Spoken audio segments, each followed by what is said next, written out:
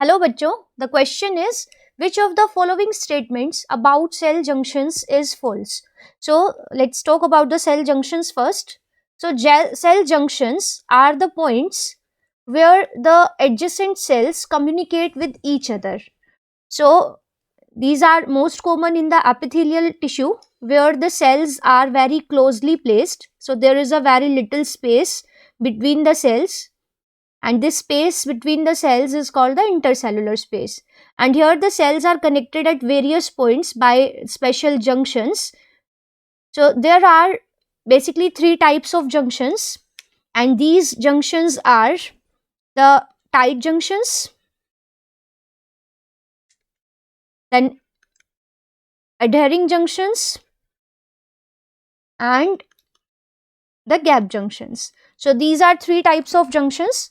Tight junctions, as the name indicate, these provide the closest connection between the cells. यहाँ पे क्या होता है, सेल्स जैसे this is a cell, this is another cell.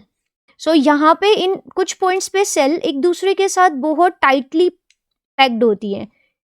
यहाँ पे कुछ प्रोटीन्स होते हैं जैसे क्लाउडिन्स, ऑक्लूडिन्स, ये इन सेल को बिल्कुल टाइटली पैक्ड रखते हैं और इन जंक्शंस का काम होता है सब्सटेंसेस के लीकेज को इस इंटरसेलुलर स्पेस में रोकना. So these junctions prevent the leakage of molecules including the ions in the intercellular space. So these are the tight junctions. Then comes the next type of junctions जिनको हम कहते हैं adhering junctions, और these are also known as anchoring junctions. As the name suggests, इनका काम होता है sales को एक दूसरे के साथ बांधे रखना और सेल्स को जो मैट्रिक्स है बीच में इंटरसेलुलर स्पेस है उसके साथ भी बांधे रखना, so that during any mechanical injury और एब्रेशन सेल्स एक दूसरे से अलग ना हो और टिश्यू की आइडेंटिटी मेंटेन रहे. सो एडहेरिंग जंक्शंस में जैसे क्या होगा कि कुछ प्रोटीन्स के स्ट्रैंड्स होंगे, दोनों सेल से अराइज हो रहे हैं. So these proteins strands communicate with each other, और यहाँ पे भी कुछ प्रोटीन्स होंगे जो प्लाक बनाएंगे. सो इन पॉइंट्स को जहाँ पे ये सेल्स आपस में एक दूसरे के साथ एंकर्ड हैं, इन जंक्शंस को हम कहते हैं एडहेरिंग जंक्शंस, और इनका काम होता है टू एंकर द सेल्स और to place the cells together during any injury. And examples of such junctions are the desmosomes, hemidesmosomes. Then comes the next type of junctions which are known as the gap junctions. So gap junctions में क्या होगा, ये वो junctions हैं जहाँ से cells एक दूसरे के साथ materials को exchange कर सकती है.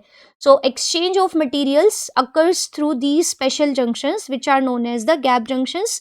यहाँ पे दो cells के बीच में, suppose this is a cell और यहाँ पे दूसरी cell है, तो adjacent cells के बीच में कुछ protein के बने हुए cylinders होंगे.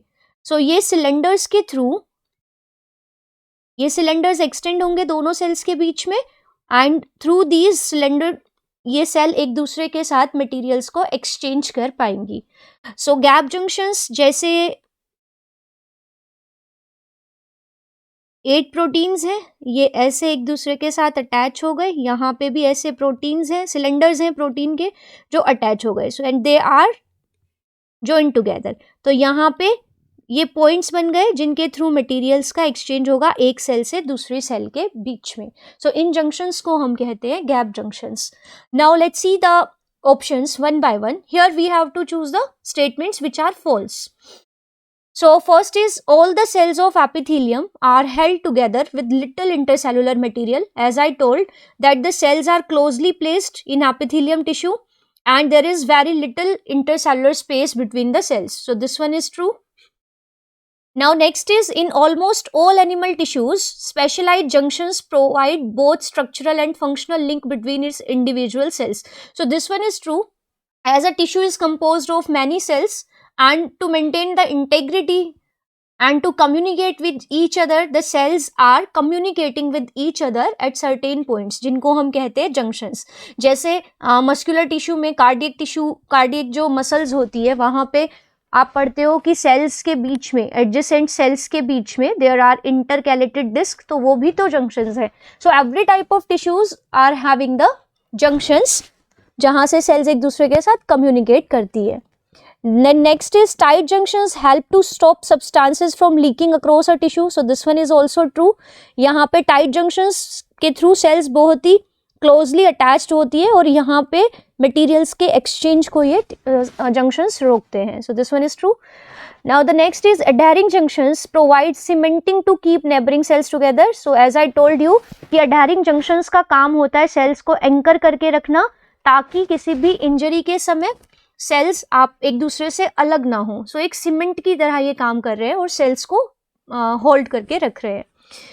Next is gap junctions provide cytoplasmic channels between cells for passage of ions, small molecules and sometimes big molecules. So this one is true as these are the cylindrical channels जिनके through sales एक दूसरे के साथ materials को exchange कर सकती है।